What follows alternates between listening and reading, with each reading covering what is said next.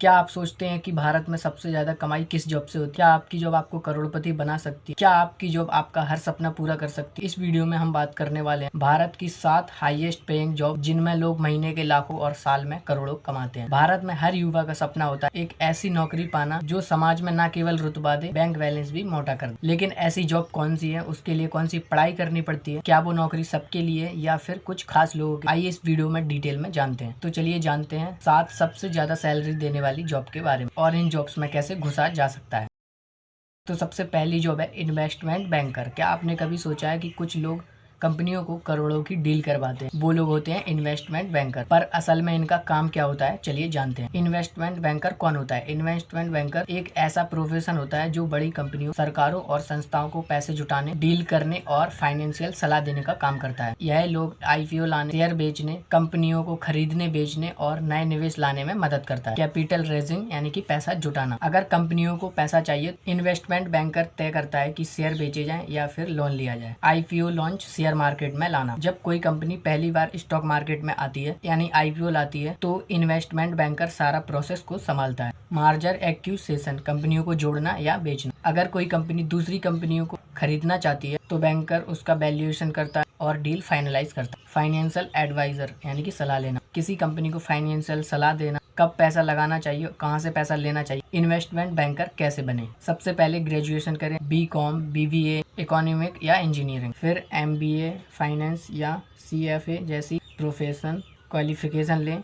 Excel और financial modelling जरूर सीखें। कम्युनिकेशन और एनालिसिस स्किल बनाएं। इन्वेस्टमेंट बैंकर की सैलरी कितनी होती है? फ्रेशर में 8 से 20 लाख सालाना, मिडिल लेवल में 20 से 25 लाख और सीनियर लेवल पर 1 करोड़ सालाना। और इसकी जॉब का टाइम होता है 12 से 14 घंटे। बोनस और इंसेंटिव अलग से मिलती है, ये आपके परफॉर्मेंस पर डिपेंड करता है। दूसरी जॉब है डाटा साइंटिस्ट। क्या आपने कभी सोचा है कि नेटफ्लिक्स हमें वही मूवी क्यों दिखाता है जो हम देखना चाहते हैं, या अमेज़न पर वो प्रोडक्ट क्यों दिखते हैं जो आप सोच रहे होते हैं? इसका जवाब है डाटा साइंटिस्ट। डाटा साइंटिस्ट कौन होता है? डाटा साइंटिस्ट एक ऐसा प्रोफेशनल होता है जो बड़े बड़े डेटा को इकट्ठा करके, एनालिसिस करके और फिर उस डेटा से बिजनेस को स्मार्ट फैसले लेने में मदद करता है।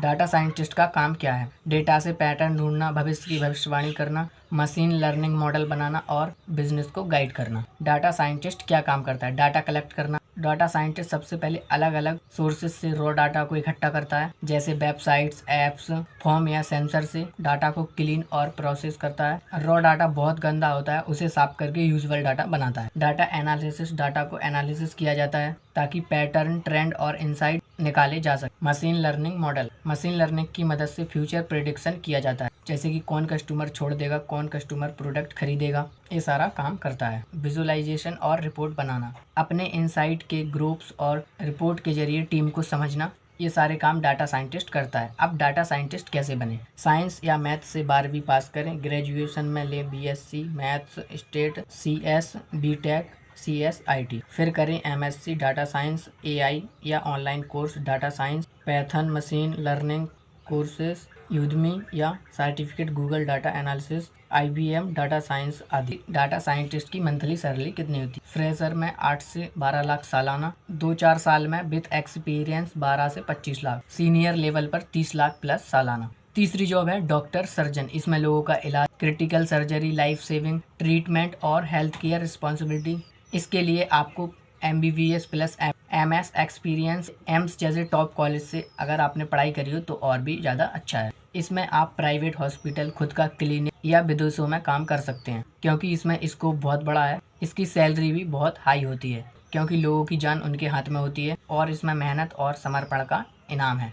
चौथी जॉब है कॉर्पोरेट लॉयर। कॉर्पोरेट लॉयर का काम होता है बड़ी बड़ी कंपनियों के लीगल डील, कॉन्ट्रैक्ट्स और केस को हैंडल करना। कॉर्पोरेट लॉयर बनने के लिए आपको कौन सी पढ़ाई करनी पड़ती है? BA LLB या BCom LLB plus corporate lawyer में स्पेशलाइजेशन, NLU DU जैसे टॉप लॉयर कॉलेज से डिग्री जरूरी है। करियर ग्रोथ के लिए टॉप लॉ फर्म्स जैसे AZV and partners, Khetan and corporate lawyer में शुरुआती 15 से 20 लाख तक होती है। कानूनी गलतियां करोड़ों का नुकसान करवा सकती है, इसलिए इसमें एक्सपर्ट की डिमांड ज्यादा है। कॉर्पोरेट लॉयर की सैलरी 12 से 70 लाख रुपए सालाना होती है। पांचवी जॉब है software architect IT manager. IT manager का काम होता है टेक्नोलॉजी को डिजाइन करना, बड़ी बड़ी कंपनियों के लिए IT कंपनी की टीम को मैनेज करना और सॉफ्टवेयर सोल्यूशन बनाना। सॉफ्टवेयर आर्किटेक्ट में IT मैनेजर बनने के लिए BTech BCA प्लस कई सालों का experience. Cloud computing, cyber security, data architect. Career growth के लिए फर्म कंपनी जैसे Facebook, Amazon, Apple, Netflix, Google में करोड़ों का पैकेज मिल सकता है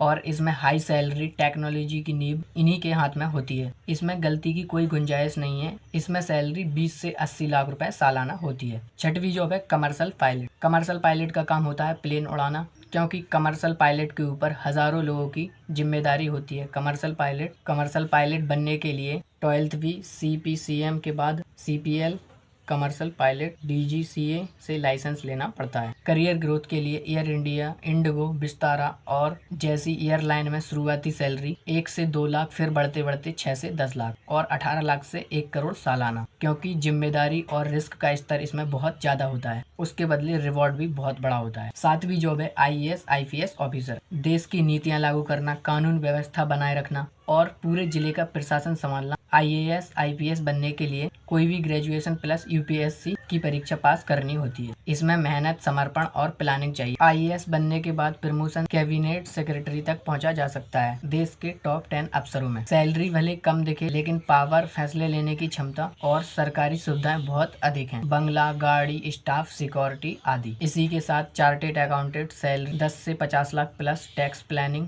ऑडिटिंग, कंपनी फाइनेंस संभालना। 12वीं के बाद CA फाउंडेशन, इंटरमीडिएट, फाइनल आदि। तो दोस्तों ये थी भारत की 7 सबसे ज्यादा सैलरी देने वाली जॉब। हर फील्ड में एक बात कॉमन है, नॉलेज, स्किल और कंसिस्टेंसी। अगर आप इन जॉब को पाना चाहते हो तो अभी से मेहनत करना शुरू कर दो और कमेंट में बताओ आप किस जॉब की तैयारी कर रहे हो। तो दोस्तों अगर आपको ये वीडियो अच्छा लगा है और वीडियो को यहाँ तक देखा है तो प्लीज़ वीडियो को लाइक करना, चैनल को सब्सक्राइब जरूर कर लेना। मिलते हैं एक और नई वीडियो में, तब तक के लिए खुश रहें, स्वस्थ रहें और अपनी लाइफ में कुछ अच्छा करते रहें।